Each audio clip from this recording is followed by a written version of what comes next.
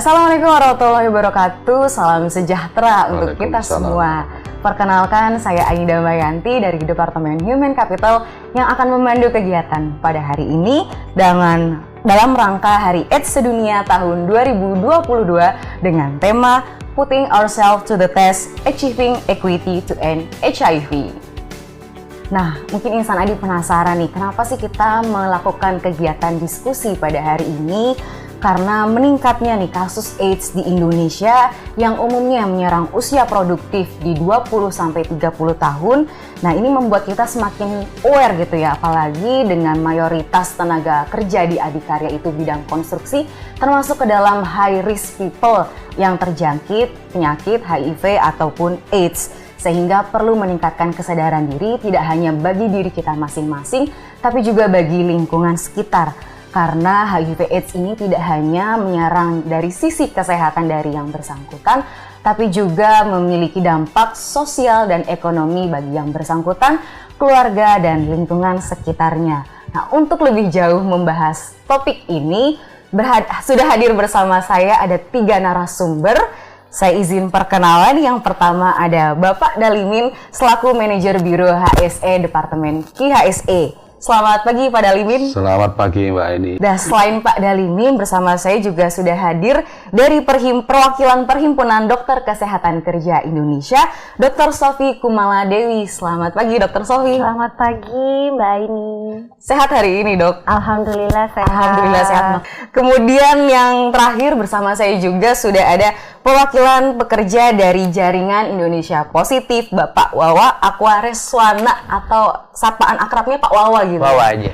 Oke, selamat pagi Pak Wawa. Selamat pagi Mbak Ini. Tadi saya sudah perkenalan narasumbernya. Kita mungkin masuk ke sesi diskusi gitu ya, Dok dan Bapak-bapak sekalian. Saya mulai dari Dr. Sofi terlebih dahulu nih. Sebenarnya HIV atau HIV AIDS ini dan penularannya ini, kelompok pekerja seperti apa sih Dok yang beresiko mungkin?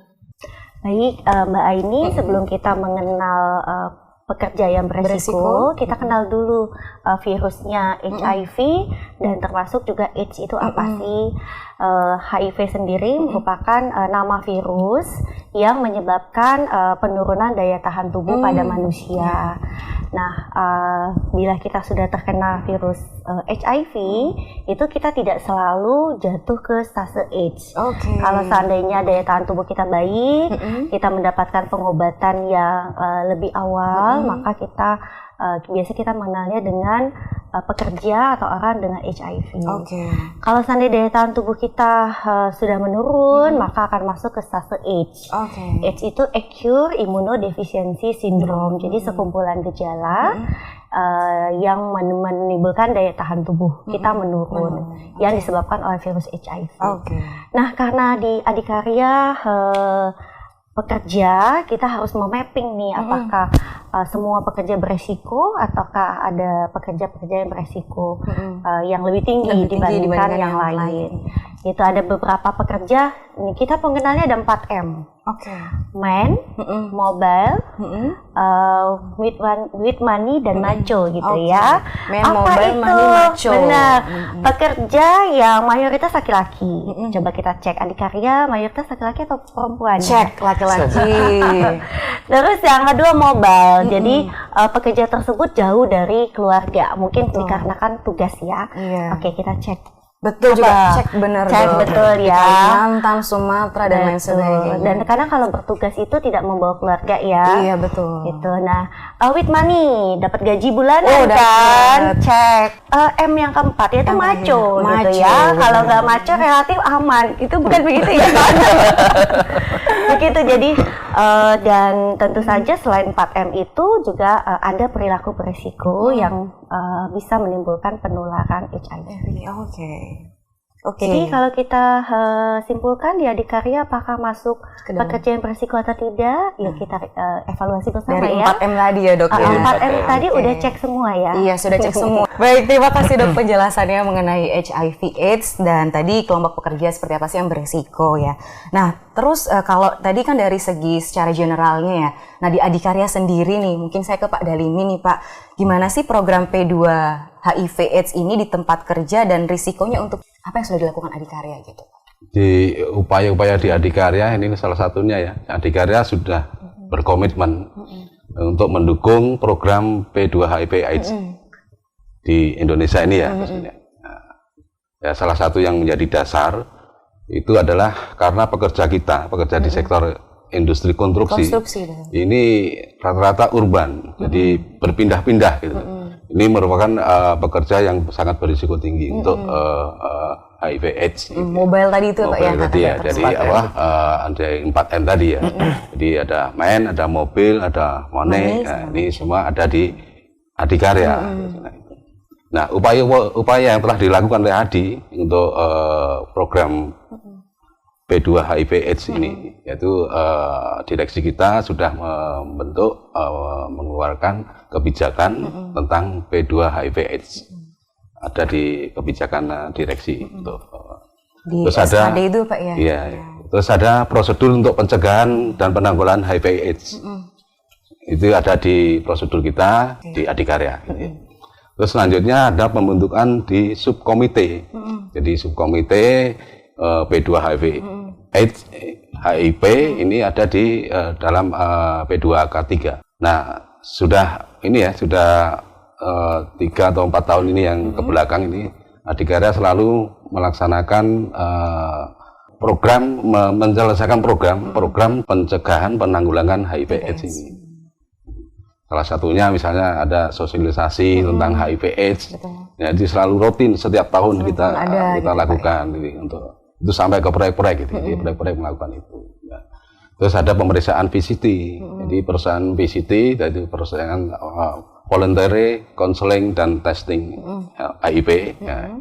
Itu yang rata-rata di proyek itu bekerja sama dengan puskesmas terdekat. Jadi mereka melakukan itu untuk mengerjakan CSR dengan instansi atau lembaga-lembaga yang berdekatan dengan proyek di mana proyek Adikarya ada di situ. Itu mungkin upaya-upaya yang dilakukan oleh Adikarya. Jadi luar biasa ya Pak ya, sudah ada dari SKD turunannya, ada aturan-aturan dan sebagainya, bahkan sudah ada task force-nya gitu Pak ya, untuk bisa menghandle P2 HIV AIDS ini gitu. Dan harapannya sih tadi tentu jadi orang lebih secara voluntary tadi ya Pak ya, mentes gitu ya dirinya, terus juga orang-orang jadi lebih aware dan tidak mendiskriminasi mungkin kelanjutannya gitu Pak ya, bahwa memang ada rekan kita misalkan yang terkena HIV ataupun AIDS, tapi kita tetap merangkul mereka untuk melibatkan mereka dalam kehidupan pekerja gitu ya Pak ya. Nah mungkin selanjutnya saya ke Dr. Sofi lagi gitu. Apa aja sih Dok gejala orang terinfeksi HIV atau AIDS ini, dan bisa diidentifikasi gejala kah saat terkonfirmasi positif? Untuk HIV itu tidak ada gejala. Jadi kalau seandainya kita berkaca, melihat diri kita, ada cantik, ganteng, besar, kecil gitu ya. Nah itulah tampilan dari orang dengan HIV. Sama seperti ketika kita berkaca ya. Nah jadi secara fisik untuk mereka dengan HIV tidak ada gejala. Tapi bila daya tahan tubuh sudah menurun karena tidak diobati, maka seluruh penyakit, bakteri, virus, jamur masuk ke tubuhnya, baru masuk ke fase AIDS. Kalau AIDS baru sudah ada gejala. Gejalanya yang biasa, yang visible gitu Dok ya. Yang terlihat adalah berat badan turun secara drastis, walaupun nggak diet ya. Terus batuk lebih dari 4 minggu, diobati nggak sembuh-sembuh. Setelah itu diare lebih dari 4 minggu, diobati nggak sembuh-sembuh. Nah bisa lebih mudah terkena TBC, lebih mudah terkena infeksi jamur di mulut, jamur di kulit, jamur di alat genital gitu ya. Nah itu gejala yang bisa dialami oleh orang dengan AIDS. Nah tapi untuk mengetahui apakah saya AIDS atau tidak, HIV atau tidak bisa dilihat dari gejala itu saja. Tidak bisa dilihat dari pemeriksaan fisik saja. Harus dilakukan pemeriksaan HIV. Nah, dari pemeriksaan darah baru kita bisa tahu apakah status kita positif atau negatif. Jadi nggak bisa tuh mengejas orang yang kurus. Wah, jangan-jangan dia HIV. Padahal tipes gitu ya Dok. Di proyek mungkin betul. Jadi nggak bisa mengejas orang dari physically-nya aja. Atau kok ini batuk-batuk terus sih nggak sembuh-sembuh, mungkin dia alergi gitu kan. Nah, jadi nggak bisa mengejar orang dari gejala saja. Kita harus cari tahu status HIV kita, harus apakah testing gitu. Betul, apakah positif atau negatif. Dan untuk pemeriksaan HIV itu ada standarnya. Harus sukarela. Jadi nggak boleh paksa sama perusahaan. Adikarya nggak bisa memaksa gitu ya. Harus sukarela. Setelah itu harus melalui proses konsultasi. Baik itu sebelum pemeriksaan maupun setelah pemeriksaan. Kalau nggak diperiksa langsung kamu positif gitu ya. Langsung shock ya dok ya. Orang kan beda-beda. Jadi harus melalui konsultasi. Dan tidak kalah pentingnya hasil pemeriksaan konfidensial. Tidak boleh diketahui oleh perusahaan maupun dokter perusahaan kecuali yang bersangkutan bersedia menyampaikan hasil statusnya kepada dokter perusahaan maupun perusahaan. Termasuk juga kepada keluarga. Jadi kalau misalnya laboratorium yang sudah punya hasil pemeriksaan HIV itu nggak bisa diberikan even kepada pasangan sendiri. Kepada pasangan yang sedang terinfeksi itu tidak boleh. Jadi harus persetujuan. Gitu. Jadi harus tes ya untuk mengetahui. Jadi tadi nggak ada gejalanya dok ya kalau HIV. Memang untuk tahu positif atau enggaknya itu jangan lihat hanya dari fisik ya. Mungkin rekan-rekan Insan Adi ini memang harus dites, ada prosedurnya tadi ya. Terus juga memang pokok poinnya adalah voluntarily, sukarela dan confidentiality atau kerahasiaan gitu. Jadi jangan khawatir ya, mungkin ya dok ya. Untuk Insan Adi melakukan pengetesan HIV ini, seperti itu.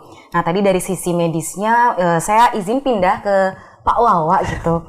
Mungkin Pak Wawa dari JIP ini mungkin sharing gitu gejala awal pengalaman pribadi yang saat terinfeksi HIV atau AIDS ini bagaimana sih Pak saat terkonfirmasi itu?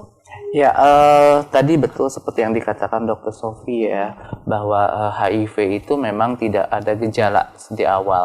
Karena saya juga tidak tahu sejak kapan saya terinfeksi oleh HIV, karena pada saat itu 2013, awal 2013, kalau di runut itu saya sudah sering merasakan yang namanya gejala-gejala yang tadi disebutkan ya dok ya. Ada batuk yang memang tidak sembuh-sembuh gitu. Kemudian berat badan saya turun drastis gitu. Padahal waktu itu saya sudah meminum obat penambah nafsu makan, obat penambah berat gitu. Tapi itu kayaknya nggak berhasil gitu. Kemudian saya juga mengalami ada sariawan di mulut gitu kan. Sariawan di mulut itu tadinya hanya 1, kemudian nambah 2, nambah 3, baru sembuh ini, terus nambah lagi gitu kan. Kemudian makan apapun menjadi terasa lebih sensitif gitu. Terutama makanan-makanan yang pedas dan panas itu mulut tuh terasa perih sekali gitu kan. Nah, itu saya merasa tidak berpikiran bahwa saya terkena HIV ya. Jadi lebih ke karena saya panas dalam, mungkin saya kurang menjaga makanan atau mungkin saya terlalu sibuk karena waktu itu saya masih bekerja di salah satu perusahaan asuransi yang memang skala multinasional di daerah Sudirman sana. Dan memang jam kerja saya sebenarnya dari jam 8 sampai jam 5, tapi karena memang kesibukan jadi harus agak lembur gitu kan. Banyak kerjaan, stres juga. Nah, saya berpikir di situ. Kemudian selang di bulan November 2013 saya mulai mengalami drop. Gitu. Padahal sebulan sebelumnya saya melakukan MCU nih di kantor. Tapi memang tidak mengarah untuk tes HIV. Nah, hasil MCU saya sebenarnya baik-baik saja, semua bagus. Bahkan paru-paru saya bersih waktu itu kan. Tapi di bulan November awal itu saya mulai merasa di mulut itu mulai putih. Ada jamur di mulut atau jamur kandida biasa. Jamur di mulut itu yang semakin menyebabkan saya nggak bisa makan. Karena berasa perih gitu kan, kalau makan juga mual. Kemudian si jamur itu ternyata masuk ke dalam paru-paru saya. Ya katanya disebutnya pneumonia atau apalah. Kemudian itu jadi sesak sayanya. Jadi nafas saya jadi sesak, jalan sedikit aja berasa ngap gitu, naik tangga ngap.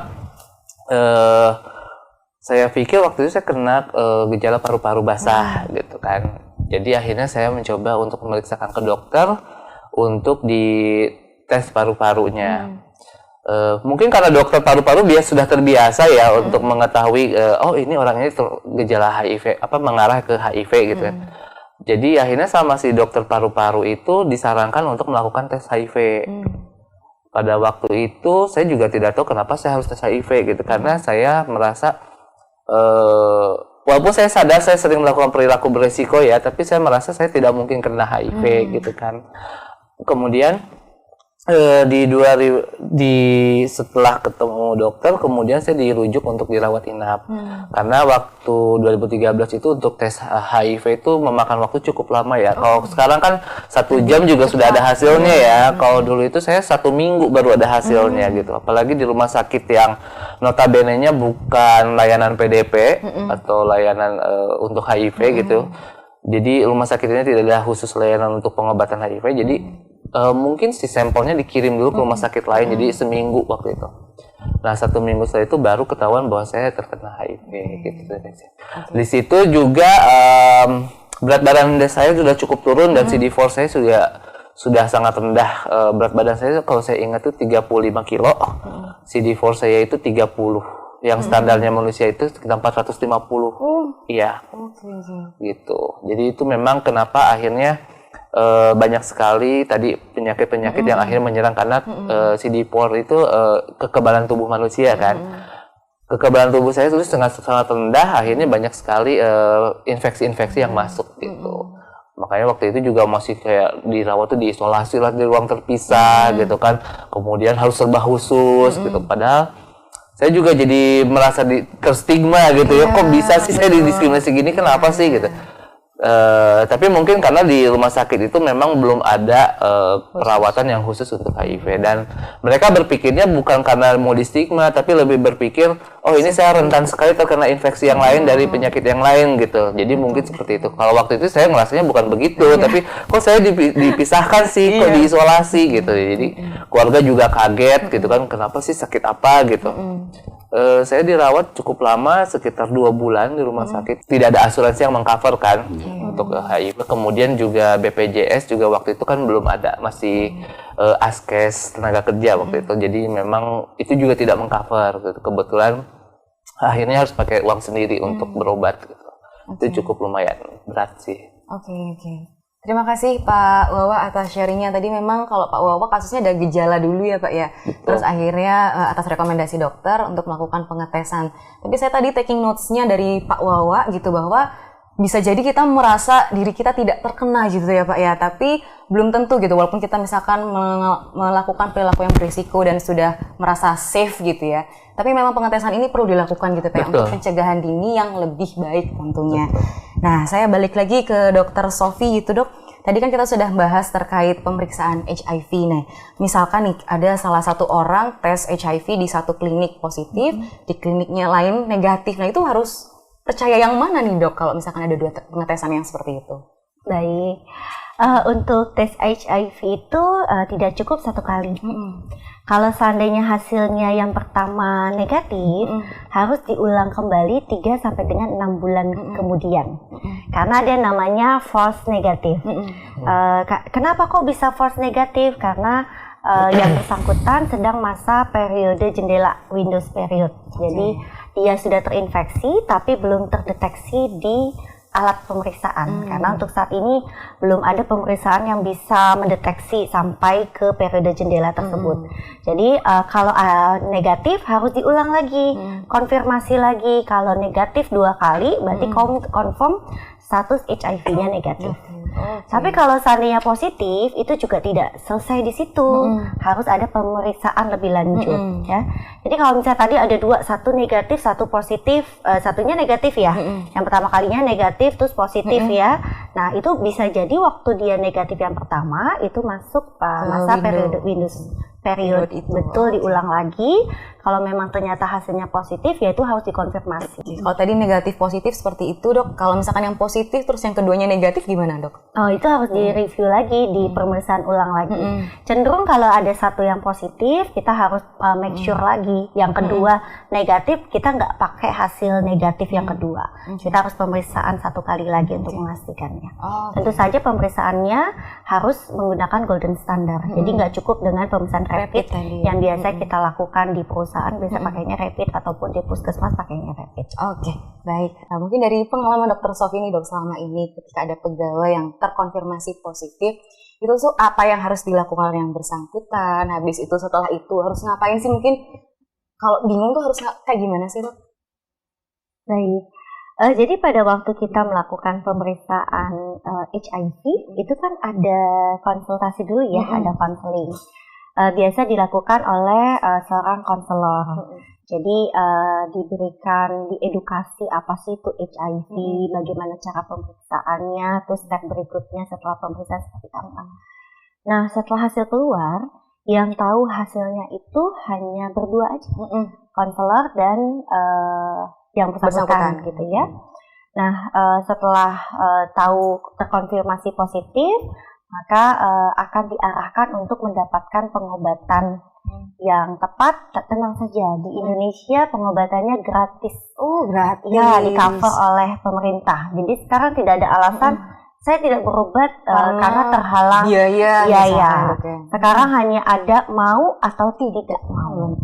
Nah, seorang konselor akan mengarahkan ke fasilitas kesehatan untuk mendapatkan pengobatan HIV-nya. Antiviralnya, bila di perusahaan dan yang bersangkutan ingin atau bersedia menyampaikan ke dokter perusahaan, itu lebih baik lagi, karena dokter perusahaan bisa menilai kemampuan bekerja yang bersangkutan. Kalau seandainya memang tidak memungkinkan bekerja di posisi saat ini, ada pilihan untuk ditempatkan di tempat lain, jadi tergantung dari kebijakan oleh perusahaan. Nah, saat ini obat untuk HIV sudah ada, tapi tidak menyembuhkan, tidak menghilangkan virusnya ya, tetapi menekan virusnya sehingga virusnya tidak menimbulkan penyakit pada yang bersangkutan. Jadi kalau ada bakteri, dia tidak terinfeksi. Ada jamur, tidak terinfeksi. Karena daya tahan tubuhnya tidak ditekan oleh virus HIV-nya. Oke. Ya. Nah, untuk pelaporan ke perusahaan tergantung dari apakah yang bersangkutan mau melaporkan atau tidak. Tidak melaporkan juga tidak apa-apa. Karena itu memang pilihan. Tetapi kalaupun melaporkan kepada dokter perusahaan, tenang saja, dirahasiakan, namanya nggak ada yang tahu. Jadi cukup tahu misalnya di perusahaan kita ada beberapa orang yang terkonfirmasi positif, sudah itu saja. Dan manajemen juga nggak akan ngorek-ngorek siapa ya gitu ya, karena itu konfidensial, informasinya sudah diatur oleh undang-undang rekam medis. Jadi petugas kesehatan di dalam mengelola data medical record itu sudah ada undang-undangnya, undang-undang rekam medis yang kalau melanggar ya bisa dihukum gitu. Betul. Baik. Oke. Jadi memang alurnya tadi akan dikonsultasikan gitu ya dok ya dengan dokter yang bersangkutan yang memberikan informasi hasilnya gitu, dan jangan khawatir, gratis ya Insan Adi tadi catatannya dok ya, jangan khawatir, tes, kemudian diobati sesuai dengan yang dianjurkan oleh dokter, seperti itu. Nah, kalau tadi secara umum, nah kalau di Adikarya sendiri mungkin Pak Dalimin, bagaimana sih Pak ketika ada pegawai yang dinyatakan positif HIV atau AIDS? Jadi seperti tadi katakan Dokter Sofi ya, jadi rekam medis itu sangat rahasia. Rahasia. Jadi Adikarya senantiasa selalu menjunjung tinggi itu, menjunjung tinggi kerahasiaan medis. Jadi yang sepenuhnya kita selalu menghormati hak karyawan gitu. Kalau dengan adanya ya bagi karyawan, kalau yang sukarela melaporkan ke kita, ya tetap kita yang tahu hanya karyawan sama yang melaporkan aja. Nah, jadi kalau ada yang karyawan yang menyampaikan laporan untuk dengan sukarela ya, dia memberikan laporan ke, tentunya kita berikan perlindungan, kita berikan edukasi, kita berikan dukungan untuk yang mereka butuhkan gitu. Itu. Oke, berarti sama juga ya perlakuannya confidentiality tadi ya Pak ya. Jadi jangan khawatir untuk melapor, tapi tadi prinsipnya adalah kesukarelaan yang bersangkutan untuk melapor atau tidak ke dokter perusahaan gitu ya. Baik, nah apabila nih dok, kalau sudah dinyatakan positif, kemudian pengobatannya mungkin agak lebih detail sedikit, mungkin dok seperti apa sih gitu? Baik, yang sudah terkonfirmasi positif itu harus mengkonsumsi obat seumur hidup. Obatnya antivirus yang sudah ada di fasilitas kesehatan pemerintah. Kalau di DKI sudah sampai ke level puskesmas kecamatan sudah ada ya Pak Wawan ya. Tapi kalau misalnya di luar DKI lebih baru ke RSUD ya Pak Wawan ya? Enggak, di puskesmas sudah ada kebetulan. Sudah. Jadi mungkin beberapa daerah yang hanya di RSUD. Betul. Nah, biasanya kalau sudah ada yang konfirmasi positif itu ada linknya yang akan disampaikan oleh konselor gitu ya. Dan dalam pengobatan juga beberapa mereka itu didampingi oleh manajer case gitu. Nanti Pak Wan bisa bercerita banyak manajer case itu seperti apa gitu. Jadi jangan khawatir kalau kita sudah terinfeksi atau terkonfirmasi HIV, bukan berarti hidup kita selesai sampai di situ. Tenang saja, ada obat yang bisa menekan virusnya sehingga tidak ada di dalam darah. Tetap ada di tubuh kita tapi tidak mengalir di dalam darah gitu ya, sehingga daya tahan tubuh kita tetap meningkat, kita bisa mencegah bakteri, jamur, virus tidak menyerang tubuh kita. Oke, baik. Terima kasih Dr. Sofi atas penjelasannya. Selanjutnya saya ke Pak Wawa mungkin. Nah, Pak Wawa kan tadi cerita juga bahwa Pak Wawa ketika dinyatakan positif itu masih bekerja aktif gitu ya Pak ya. Nah, ketika diberikan diagnosa oleh dokter, kemudian apa sih Pak yang terjadi di diri Bapak dan di lingkungan kerja? Apakah terdapat diskriminasi dari lingkungan kerja? Terus mungkin bisa cerita Pak lebih. Ya, pada waktu itu kan memang saya harus dirawat sampai 2 bulan. Otomatis saya juga harus meminta izin kepada perusahaan dan atasan saya. Namun pada saat itu juga saya memang belum bicara soal status baru saya itu waktu itu kan HIV positif. Nah, kenapa tiba-tiba perusahaan juga menjadi tahu status saya? Karena saya waktu itu masih menggunakan asuransi dari perusahaan saya bekerja itu. Jadi pada saat itu memang kelihatannya seperti di cover oleh asuransi, tetapi ternyata setelah saya keluar dari rumah sakit baru ada tagihan muncul gitu ya. Jadi karena insuransi ini yang dari perusahaan yang mengeluarkan, makanya semua rekam medis saya itu masuk ke HRD kan. Nah, dari HRD barulah ketahuan saya di situ statusnya seperti apa, HIV positif dan kenapa harus sampai dirawat sampai selama itu 2 bulan. Dari pihak HRD kemudian memanggil saya. Yang pertama karena saya harus mengganti kembali biaya perawatan yang digunakan selama saya dirawat di rumah sakit karena ternyata memang tidak di cover. Nah, penjelasannya kenapa kemudian dijelaskan karena dirimu terinfeksi HIV, otomatis secara klausul di polis asuransi itu memang tidak di cover untuk pengobatan HIV-nya. Makanya si perusahaan juga akhirnya tahu nih HRD-nya. Tapi memang karena skalanya ini skala multinasional hampir seperti adikarya lah ya di bidang konstruksi, hanya ini di perusahaan asuransi. Jadi mereka juga memang sudah punya kebijakan-kebijakan untuk karyawannya yang memang status HIV. Terkait kerahasiaannya sudah pasti gitu kan. Kemudian bagaimana si perusahaan itu bisa menjamin agar si karyawannya masih tetap bisa bekerja gitu. Mungkin dari pihak manajemen perusahaan waktu itu memang tidak ada stigma karena dia sudah ada secara peraturan perusahaan sudah tercantum dengan jelas ya. Saya lupa sih peraturannya seperti apa. Cuma memang waktu itu saya ditunjukkan bahwa memang ada nih orang dengan HIV itu selama dia masih produktif itu tidak menjadi masalah gitu. Secara intinya begitu. Kemudian masalah justru datang dari lingkungan sekitar saya gitu, dari rekan-rekan kerja gitu kan. Yang pada akhirnya mereka bertanya-tanya, kenapa sih kamu kok sakitnya lama? Kenapa sih perubahan fisiknya kelihatan banget? Yang tadinya gemuk, bersih, kok ini tiba-tiba jadi kurus, hitam, dekil, terus banyak bekas kayak apa ya, luka-luka gitu, kayak bekas alergi gitu yang menjadi menghitam gitu kan, terus ada jerawat. Jadi benar-benar kelihatan banget gitu. Kemudian kan mereka mungkin ada yang tahu informasi juga soal HIV, akhirnya nyebarin gosip dan segala macam. Jadi beberapa teman kerja tuh jadi kayak menghindar, terus nggak mau jadi jalan bareng gitu kan. Kemudian dari atasan saya juga jadi seperti membatasi kerjaan saya gitu, yang tadinya saya bisa keluar kota akhirnya jadi nggak boleh gitu. Waktu itu saya memang berpikir bahwa saya di stigma atau didiskriminasi. Saya tidak tahu alasannya itu si atasan saya seperti itu. Kemudian karena saya juga masih berjuang untuk meminum ARV kan, karena ARV itu di awal memang itu berat banget ya, karena ada gejala efek samping yang mungkin dirasakan bagi orang-orang yang memang sudah drop. Tapi mungkin kalau misalkan dia tahu status dan masih sehat, efek sampingnya itu mungkin tidak akan terlalu berasa. Apalagi dengan obat yang sekarang ada namanya dolutegravir, itu sangat less side effect banget gitu. Jadi efek sampingnya memang tidak akan terasa. Sebenarnya stigma dan diskriminasi datang dari diri sendiri dulu biasanya, karena secara penerimaan kan kita belum siap menerima.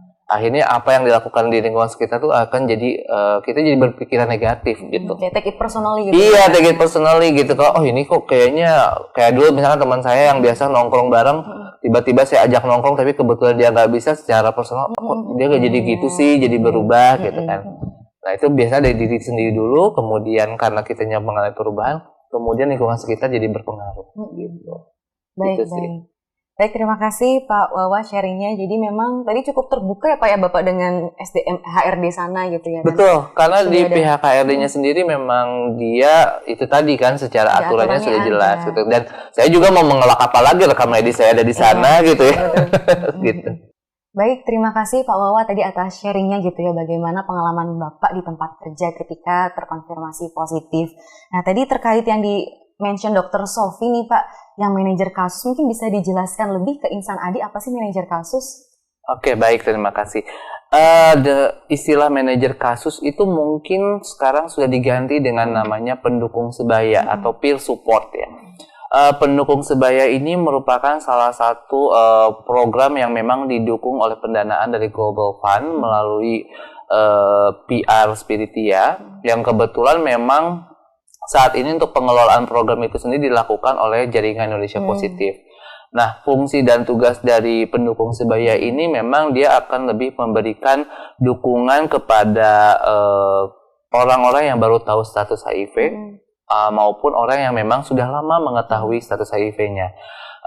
Support ini bisa berupa secara pendampingan secara psikososial maupun pendampingan yang memang dirasa cukup perlu, karena misalkan ada hal-hal yang memang si orang dengan HIV atau biasa kita sebut klien ini dia mungkin tidak akan secara leluasa untuk bercerita kepada layanan kesehatan, kepada dokter, karena mungkin kalau terkait dengan masalah klinis atau masalah medis dia akan lebih banyak bertanya kepada dokter, tapi ada hal-hal yang mungkin lebih ke seperti penerimaan dirinya seperti apa, kemudian proses menjalani pengobatannya bagaimana, itu mungkin mereka akan lebih nyaman untuk diskusi dengan si pendukung sebaya ini.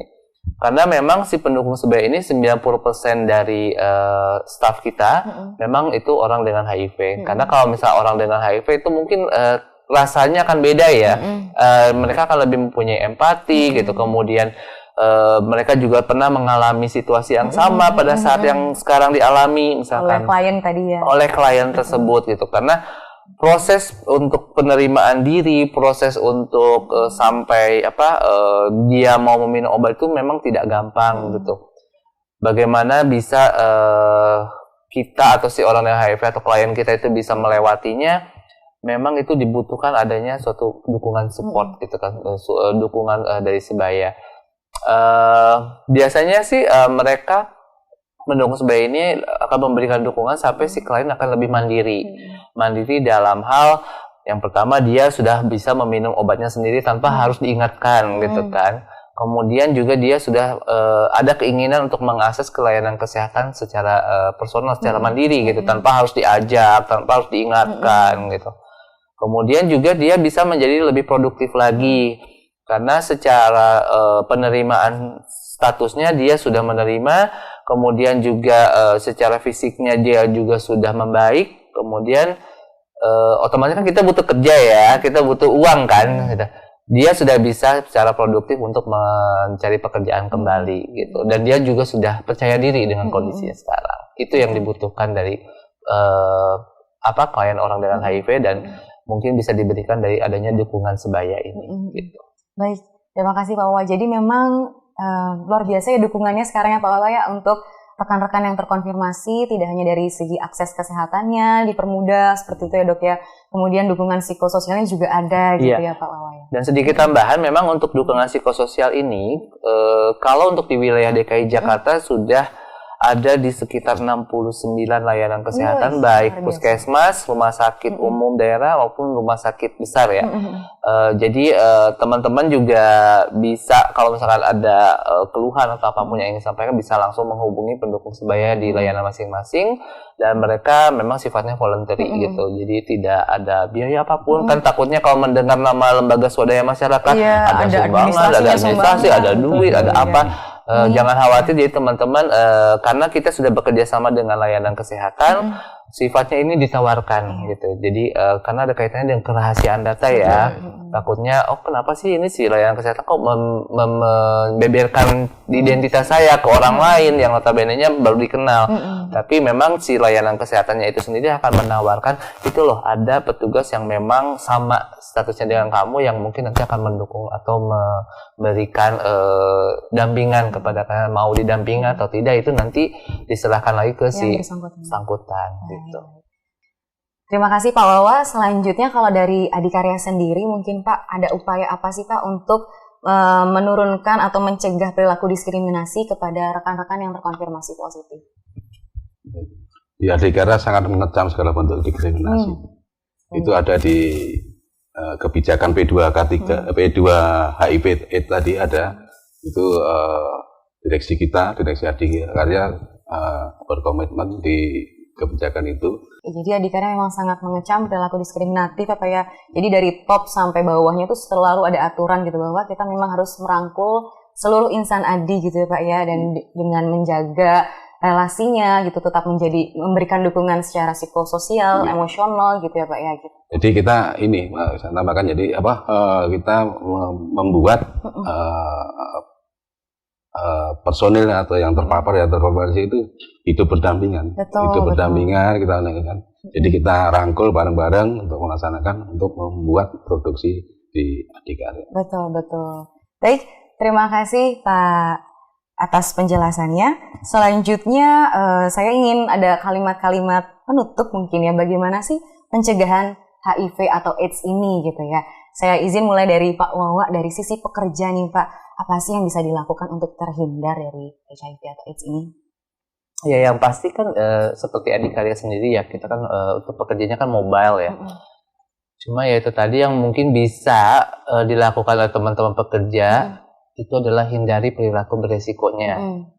Gitu, karena ya itu tadi yang 4M itu tadi saya sangat sependapat sekali ya, bahwa mungkin yang memang sudah bekerja di daerah kemudian nggak bawa keluarga dan segala macam itu memang sangat rentan melakukan perilaku beresiko. Perilaku beresiko itu apa saja juga ada banyak kan, entah itu melakukan hubungan seksual secara bebas, kemudian menggunakan narkoba suntik, gitu kan, dan berganti-ganti pasangan seperti itu.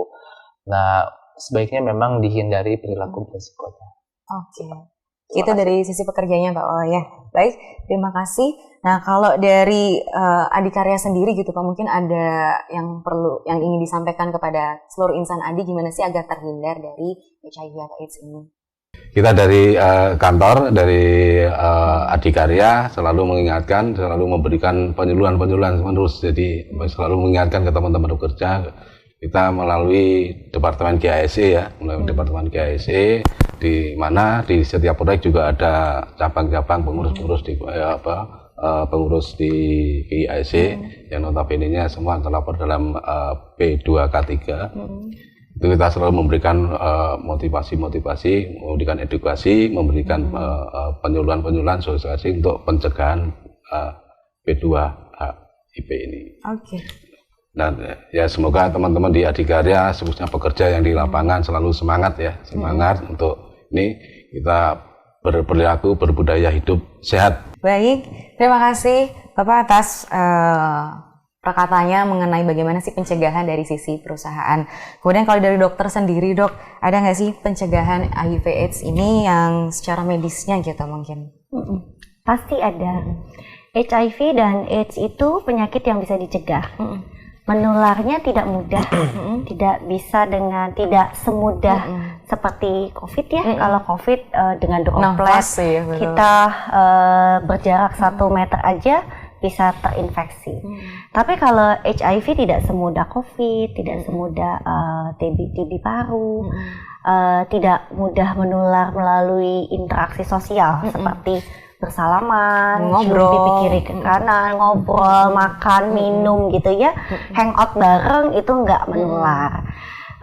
HIV menular melalui 4 cairan tubuh. Apa saja?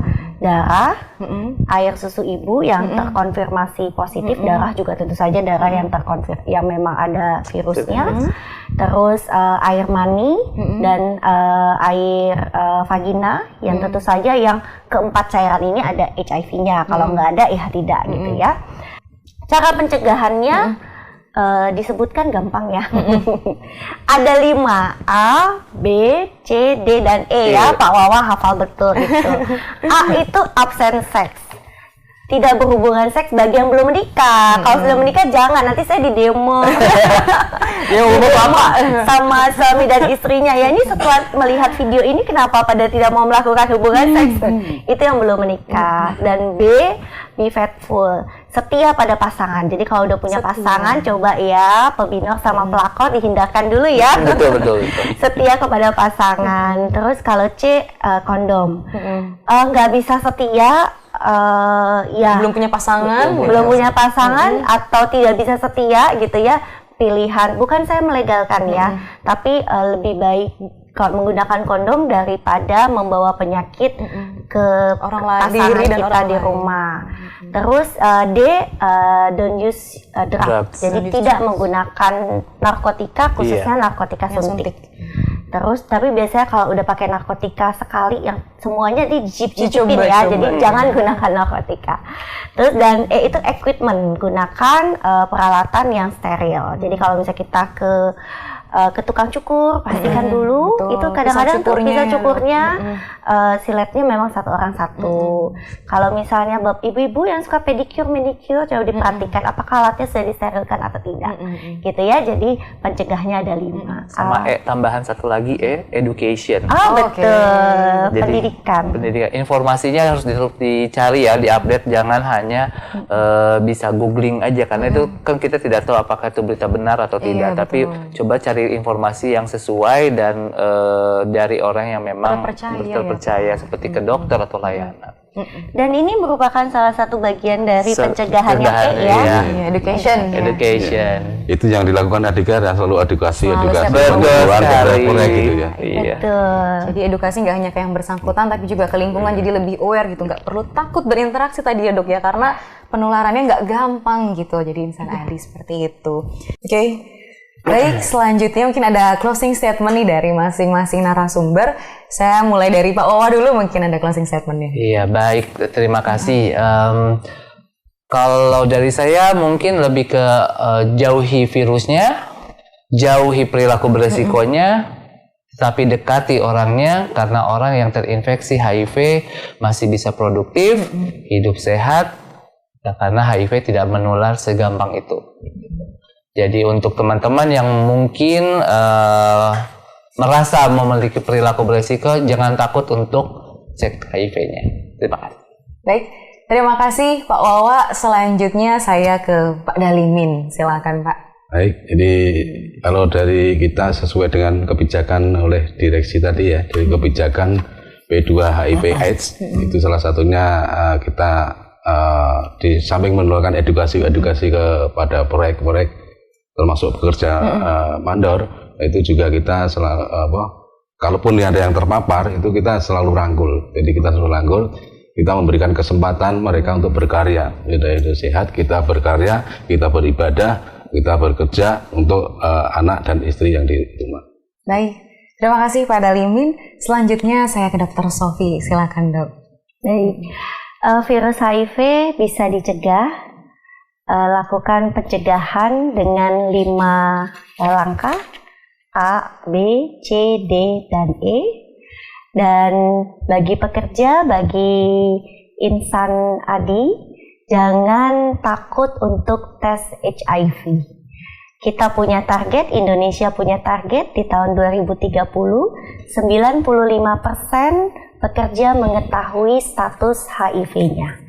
Jadi mungkin saya mengimbau untuk insan ADI bisa melakukan tes HIV, cari tahu status HIV-nya lebih cepat, lebih dini agar mendapatkan pengobatan lebih cepat, lebih tepat dan bisa produktif hingga masa pensiun ya, hingga sampai berpuluh-puluh tahun hidup dengan HIV. Banyak di antara kita yang sudah terinfeksi, terkonfirmasi dengan HIV tapi masih tetap produktif. Tenang, tes HIV-nya memperhatikan konfidensial. Hasilnya tidak akan diketahui kecuali yang bersangkutan bersedia menyampaikan hasilnya, baik itu kepada pasangan, kepada dokter perusahaan, maupun ke orang terdekat di sekitarnya. Baik, closing statement tadi dari para narasumber juga sebagai penanda kegiatan diskusi kita telah berakhir. Saya ingin mengucapkan terima kasih kepada para narasumber yang telah hadir, dan saya juga ingin mengucapkan terima kasih kepada seluruh insan ADI yang menyaksikan acara pada kesempatan kali ini dengan tema Putting Ourselves to the Test, Achieving Equity to End HIV dalam rangka Hari AIDS Sedunia tahun 2022. Salam sehat, sampai bertemu di kegiatan selanjutnya.